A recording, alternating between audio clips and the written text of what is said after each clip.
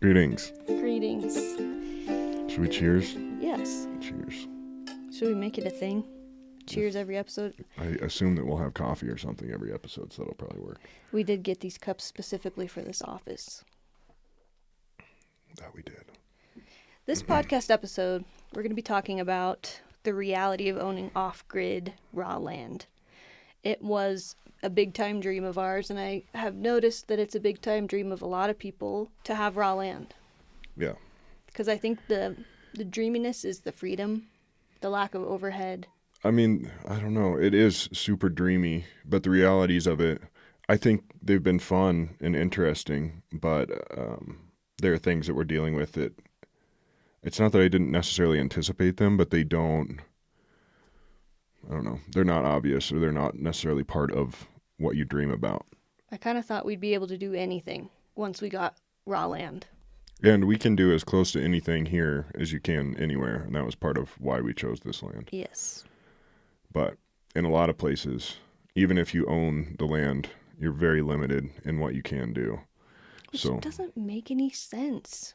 Why? Yeah. I don't know. Any chance you give people to make rules, they will make rules. I suppose so. And I think a lot of it is to keep land values up and, I don't know, just be arbiters of worthless rules. But Well, I mean, that's the you can most make pessimistic yeah, way to you look can at make. it. I mean, there are plenty of reasons for a lot of the rules that exist, sure, but a lot of them are behind the times. And I think rules, generally speaking, and laws should have sort of a sunset period. Like after a certain amount of time, you should have to vote laws back into place rather than them just lasting forever. And a lot of rules and laws are super archaic and not up with current technology or time. So You and authority don't get along very well. not typically, no. Well, I mean, for the most part, I get along with everybody. I just don't like being told what to do if the what to do doesn't make any sense. You know? Yes, it frustrates you like nothing else in the whole world. Yeah, that's true. That's something I could work on, but So I've tried to work on it. It doesn't work.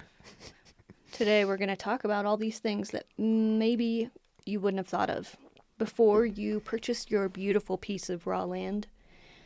Listen to this and just consider some of the things that we are coming to find on our on our raw land. Yeah. So the first thing is definitely power. You don't have power on off-grid land. And we have come to, well, it's kind of frustrating. Not really. It could get frustrating. The rest of our neighborhood does have power. Some of the people are like close-knit group around us. We don't have power. But there's something to that that's a bonus too, because part of the leverage that the powers that be have is whether or not they give you power. Like Electricity. they allow you to use the grid because you have to be up to code on everything. But if you're off grid, then you don't necessarily have that rule looming over your head. Like collateral. Yeah. So we can maybe get away with a few things legally. And it's not that we're getting away with. It's just things like we don't necessarily have to have our electricity approved, and those types of things. We do. But we don't. We do, yeah. It's just fuzzier. Yes. So it's a bonus in a lot of ways. And I don't know, I think it's really cool that we have to operate purely on solar power. And once we get it all set up, it will be so nice. Our town just had rolling blackouts. The whole area had rolling Because of the blackouts. fires in Boulder. So took the power out, and I didn't know about it because I was on solar. You were out of town, and it was kind of cool. It was like, sweet, this is small-scale solar, but we are not really bound to what's going on in town. And the whole thing is self-reliance. And I know that that's kind of a misnomer because you rely on a lot of things in modern culture and we can't really get away from that. But the more self-reliant we become, the more safe and, peaceful I feel, I guess. So solar is part of that. What I'm learning, though, is it's hard to start all these things and do all these projects without power. And we've got our modular solar, so we can bring our batteries everywhere. Shout out to Goal Zero. But it would be so nice if we could just hook into the grid, use a saw, use power tools, anything on the grid. It would just make things a lot easier. It hasn't been a big problem though. Like No. all of our power tools are battery operated. We went with the Ryobi kit just because. Because we aren't connected to the grid. Right. But by doing that, we have access to all the tools that we need, really. So it's not, I don't know. I would say it is a thing that we contend with, but it's less of a problem than I anticipated. Part of what's difficult about it is just figuring out exactly how different devices and things will affect our solar kit. Because if we were on like city power, we wouldn't have to worry about our office getting cold because we could just run the space heater all night. And we wouldn't have to deal with things like the idea of a diesel heater or those types of deals. And then also, like with the freezer, that was just weeks of research for me trying to figure out how exactly to do that. And I just kind of threw my hands up and said, screw it, because you can go get DC freezers, but and I don't understand why, but freezers pull, like, let's say, I don't know, ours is only pulling like 60 watts, so I don't really understand. But a DC freezer, since it's on 12 volt, will pull, well, I guess you could put them on 24 too, but ours would be on 12. It will pull more amperage, which makes it slightly less efficient. But I don't understand why pulling more amperage versus voltage would make it less efficient. But that's what I've gathered from just people telling me. So we went ahead and went with an AC freezer, which I didn't really want to do because now we have to have our AC inverter on all the time, which pulls like an extra 6 watts even when the freezer isn't running. And 6 watts is ultra arbitrary, but in 10 hours that's 60 watts, and I don't know, it just adds up. So if we could not have that like parasiting power loss, then that would be cool. But I guess DC freezers are less efficient than that slight loss. And I still don't totally understand why, but we went ahead and got just a standard Energy Star AC freezer. And it's working great. It only pulls like 55 watts, which is nothing. But also, since it's outside, that was another thing, is digging around online, a lot of people said you can't keep a freezer outside because it can't like operate given the backside of the compressor not being able to warm up. So the difference in temperature wouldn't, I don't know. But that was just one of those things like, oh, of course we can keep a freezer outside in the cold. Like that should be great for it, which it is in some regard, but then, I don't know. The process has been pretty hilarious because all that complexity you just talked about, it was important to learn all that stuff and figure that out. But you went into the store, picked up the freezer, we brought it home, left it on its butt because it was on its back in the car. Did that overnight, stuck it into a tree, cut a few branches out, plugged it in, and now we have a freezer. It was like the easiest thing ever, and now we have a freezer. This is kind of the way it goes, though. Barron does all the research that he can possibly do. He understands it top to bottom, inside out. I try. And then the problem ends up being, because you've exhausted yourself with all the different options, usually it ends up being a lot simpler of a because then when you interface with it, it's already done. Yes, it's perfect. That's the way I like it. We're doing the same thing kind of with our well right now. Exactly. That's where my brain went to. Because water is the next thing that is a big thing on off-grid land. I'll try not to bore you with the complexities of it. Well, it might be important to hear the complexities, because then people don't have to figure this out themselves. So wells and the whole technology around them and how they work, it's been so hard to find good information online. Because a lot of the well pump manufacturers are from other countries, so they don't have great information. And I think a lot of that is sort of abstracted by just people getting wells installed, and the well driller typically would do the whole thing, I guess, but ours didn't. So now we're trying to figure out. He sure didn't. He sure didn't. Like, all right, give us a call if you want to pump. Yeah, and then we did. But he's super busy. I don't know. There's no shade, but it just is what it is.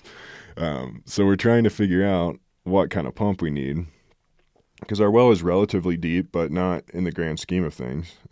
So 280 feet. yeah, but it says our resting water level is like, I think it said something like, did it say 8 feet? It was like 8 feet or 28 feet or something on our or well report. 8 feet wouldn't make sense. No, I think it was like 28 feet. It was something that I was like, did they write Miss a this zero. wrong? Yeah.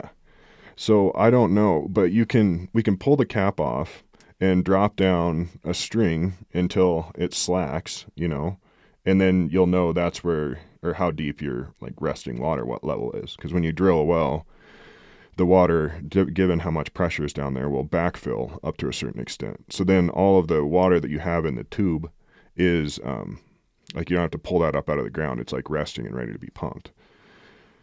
So if we have enough water like resting in the tube, it's possible that our pump wouldn't have to work as hard and whatever. But we got to figure out where that resting level is. We'll still drop the pump way down into the well in case the water level ever drops. But so yeah, we need to figure that out. And then on top of that, so how our system will work, the well is actually like, do you want to? No, you're doing great. I don't know. You're doing great. Okay.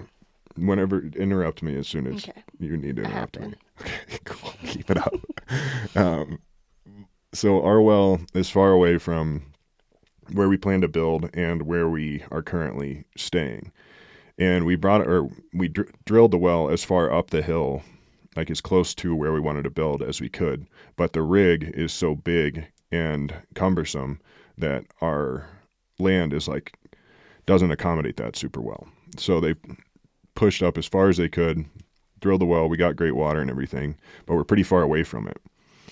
So our thinking is eventually, like in a perfect world, once we have our house built and everything, we'll have the pump down away from us running on solar with a cistern right next to it, which is just a big water tank. So whenever the sun's out, it will just passively pump water using DC power straight from the solar panels. So it'll just passively pump into a cistern, and we'll have to like bury the cistern or have it in a pump house or something to keep it from freezing. But I don't know. There's a whole nother set of complexities there. But that'll be the idea there. So whenever the sun's out, it's just constantly pumping until it fills up that cistern. And then we'll have another cistern up here at our house. And whenever we need water in that one, we'll pump it from the well cistern. So whenever we need water, we can just kick on a generator down at the well cistern and push water up the hill to our house cistern. And then that way we'll constantly be collecting water, and we'll have like a surplus for whenever we need to pump it up the hill. And then the well pump can run just on solar sort of passively. We're working with land in the Rocky Mountains, so part of the reason we are considering this strategy is because we are going to have one hell of a time blasting this rock in order to bury the pipes deep enough. Right. So we'll need to have some sort of system so that the hoses are never full of water. At least in the summer, that won't be a big deal. But in the winter, which is not, also, we can make that work. We've made a lot of things work over these last 5 years. We can make it work, but we can't bury these pipes very easily. And that's part of why this system will work, because then we can just use a ball valve on either end. So when we're using like the hose that connects our two cisterns, then you plug both ends and then it can push the water up. And then once we're finished, we just drain the water that's left in the hose out of the hose, and then the hose doesn't freeze. Does that make sense? Mm-hmm. So then, I don't know, that way we don't have to bury that hose that's going all the way up to our house. And we'd have to bury it so that the water wouldn't freeze in the Right. winter, because that would be a problem. Yeah, but I think this way we can get the well set up in a way that will accommodate us going forward. And then for the time being, whenever we need to fill up our water jugs or whatever, we can just go down to the well with our flatbed, fill up some water jugs, and bring them up here. It's not going to be as streamlined as living in the city. You don't think? We're gonna have to figure this out probably one step at a time, but we're willing to do so because we haven't had a shower or a toilet these last 5 years at all. Yeah. So just to have a pump of our own on our land even would be It'll great. be amazing. But yeah, we still need to figure it out and get it installed and then figure out who we're going to work with to install it. Because it's not rocket surgery to install the well pump and the casing and stuff, or in the pipe that comes up from it. But it's something that I wouldn't want to do wrong, because if somehow you drop the pump down into your well water and couldn't retrieve it, that'd be problematic. I think we're probably going to have somebody come out here for septic too. I mean, again, Almost definitely. yeah, with this rock. It is getting chilly in here, huh? Brr. With all this rock to dig, and I think it's like a 6 to 8 foot hole or something to do the perk test. We cannot do that in all of this rock. They blasted through 280 feet of solid rock to do our well. They didn't. Well, when you say blast, it makes me drilled. think of dynamite. Yeah. Drilled with their. It was pretty blasting, though. That was some serious stuff to watch that happen. Yeah. I would love to watch more wells being drilled because that was a cool thing. Yeah. But with the well, once we get our pump in and stuff, I think it'll be another one of those things that's like, oh, now that we did it, that's easy. But I want it to be able to, like I said, use directly powered by solar panels. So it has to be a ultra adaptable pump, so it can use lower or higher voltages depending on how we're pulling or pushing power to it. And then I would like for it to also be able to use like one of our batteries if we bring that down there and we need to pump like right then. And I would like for it to be able to use a relatively low wattage, like 1,000-watt generator if necessary. So, yeah, the Grundfos pumps, I guess, are one of the most adaptable, and that's probably what we'll end up going with. But because they can work at all different volts. Yeah. And they can use AC or DC power, I believe. That's rad. Is that not common? I don't know. I don't know. It's so hard to get good information. I'm just kind of rolling with, because a lot of times from what I've found, if I get a hold of like a solar company, they'll know all the solar end of it and like how to make power for the pump, but they don't really understand the pump as well. And then when you get a hold of like pump-oriented company or like a well company, they don't know the power end of it as well, because we're in a pretty unique or relatively unique situation. So I don't know. We're figuring it out though, slowly. But that's like one of the big things on our list here coming up soon is figuring out how exactly we're going to do that. Do you want to move on to the next one? Do you have anything else to say? I could talk about the well forever, but no, I don't want to talk about it anymore. Well, let's move on to internet, because that has been something that has been a challenge out here. Yeah. Unfortunately, because that's how we do our work, is with the internet. Yeah. So what we've been running up against is, and I don't really understand why it is, but my phone antenna, they're both on AT&T, or they were, and then we tried Verizon and it doesn't work any better. But with the phones, I feel like that antenna is just better, stronger. I don't know. And I think, what I honestly think it is that phones have a higher priority, like on the towers, than hotspots do. And I can't prove that. And when I ask people, they say that's not the case, but it sure seems like that's the case.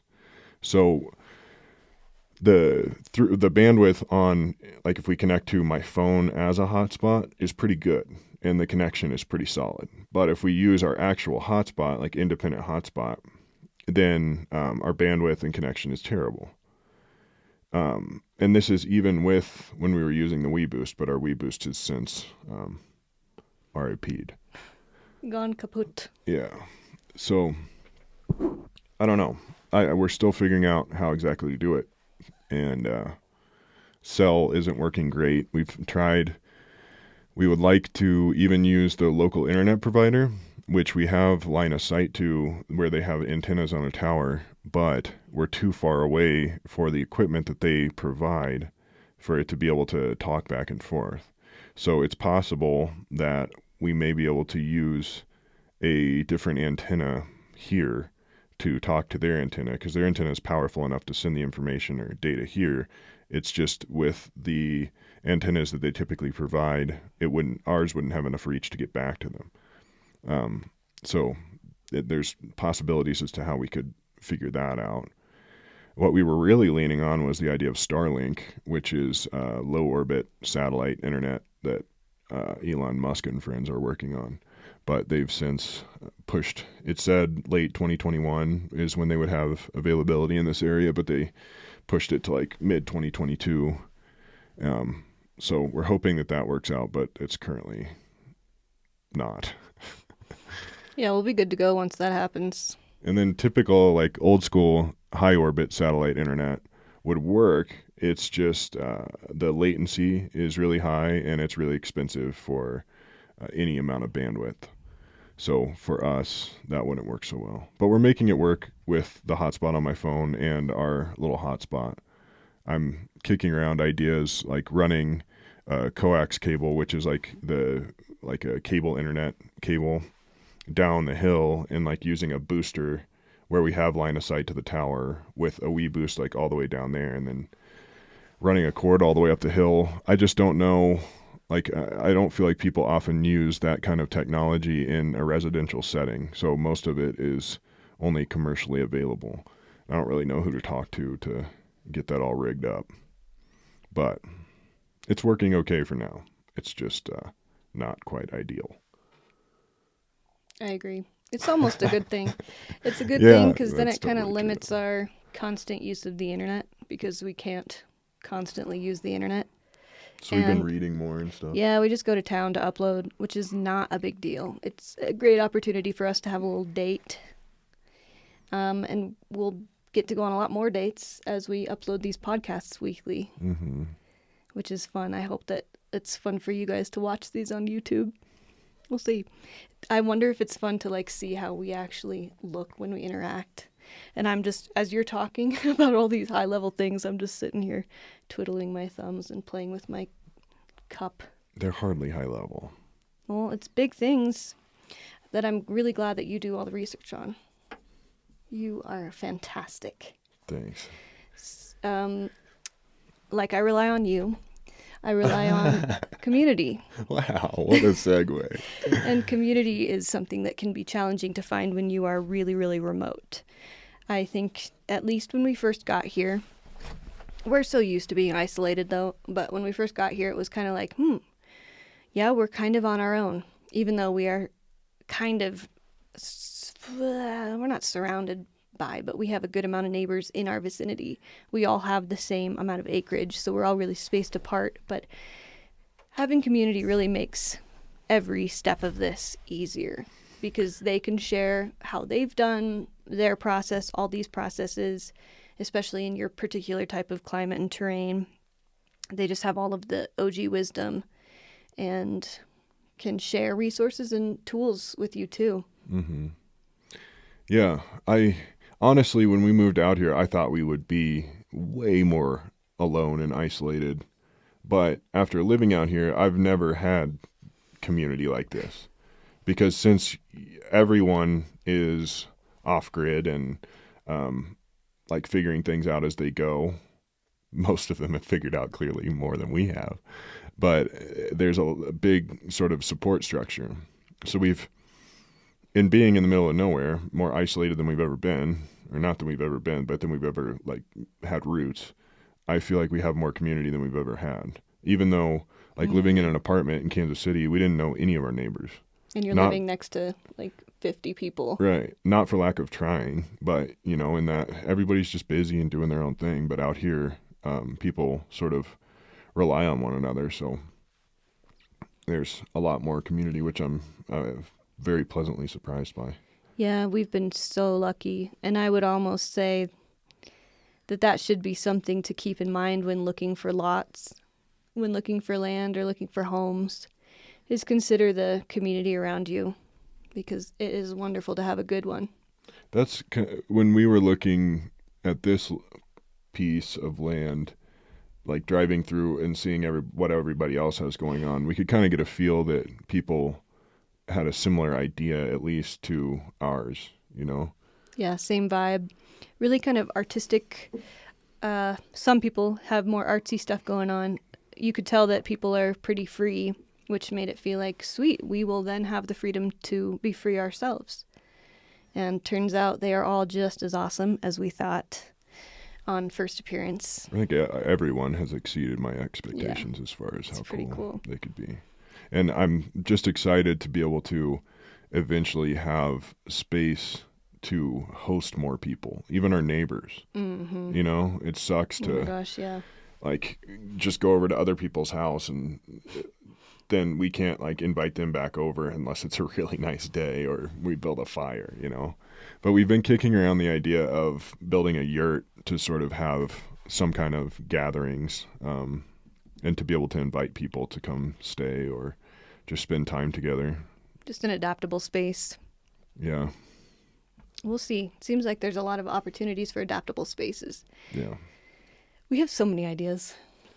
Yeah. I feel like you lately have had more ideas than me, and it's kind of overwhelming. It doesn't have to be overwhelming. Well, I feel I'm already overwhelmed with all the things that we like have to do. The priorities. And then you're like, ooh, what if? But I appreciate all of your ideas. You're welcome. We wanted to add weather onto this list because weather has been something that we have really been dealing with.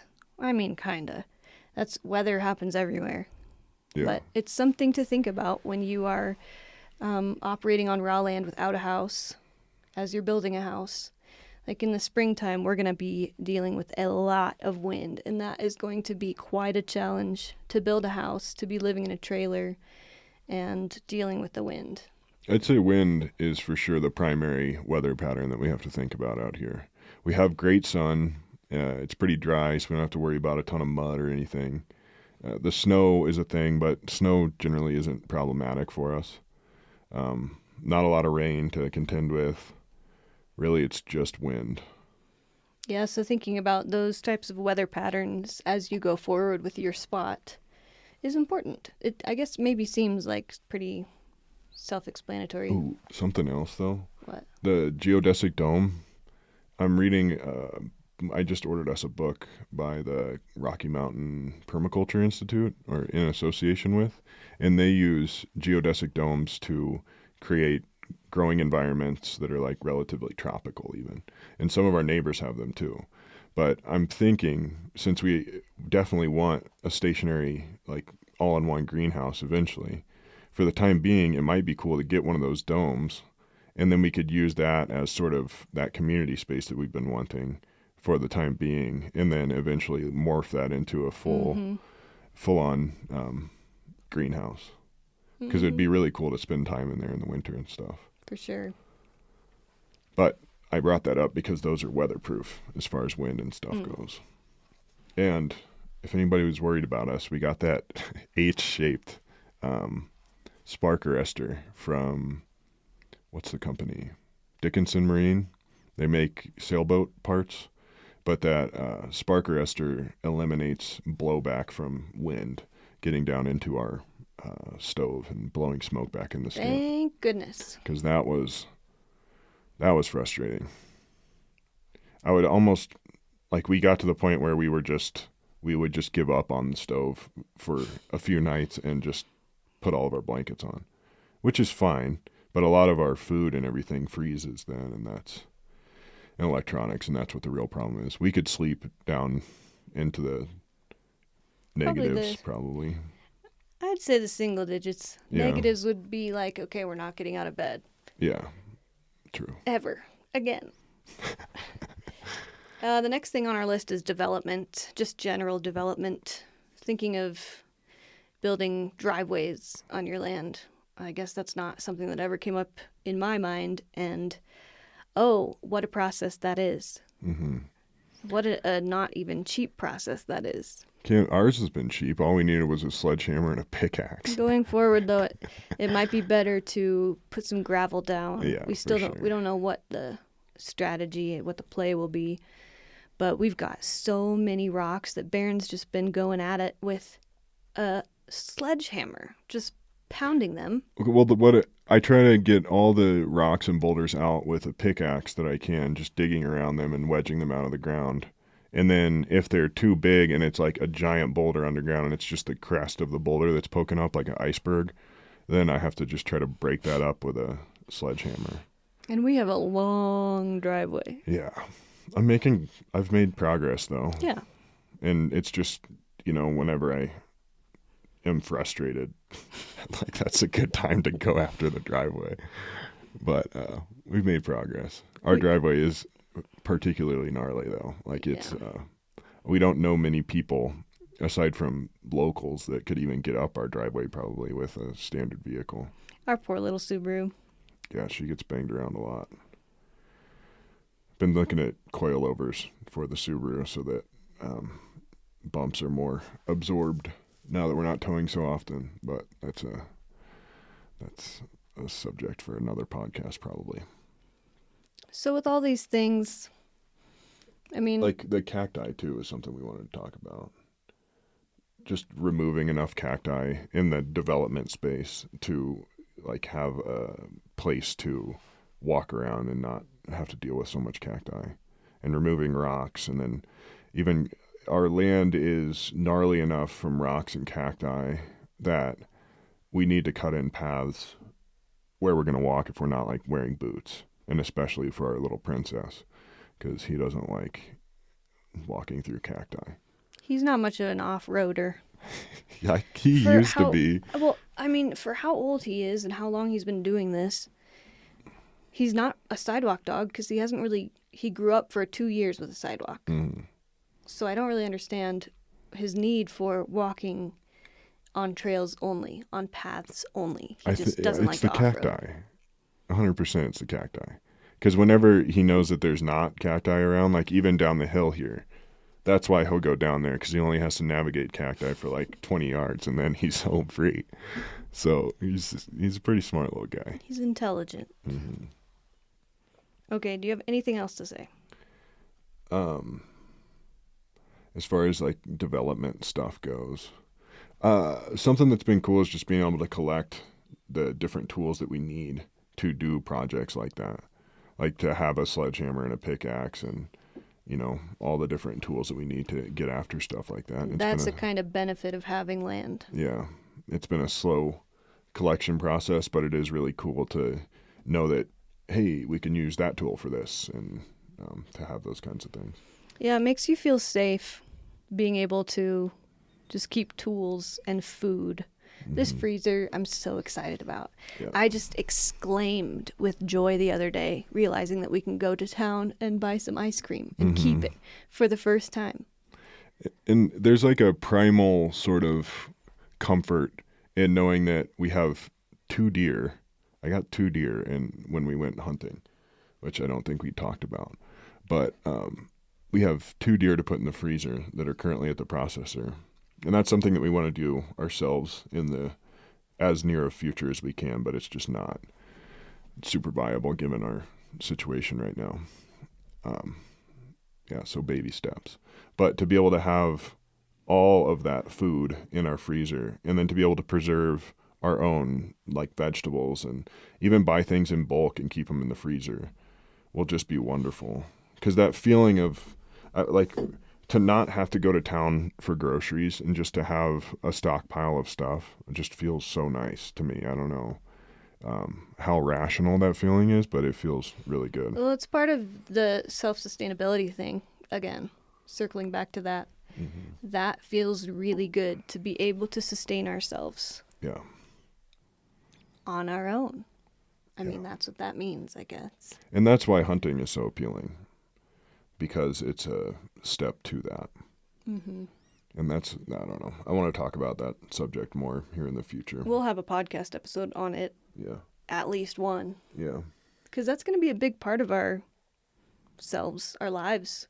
So that's going to just become more of a thing on this channel.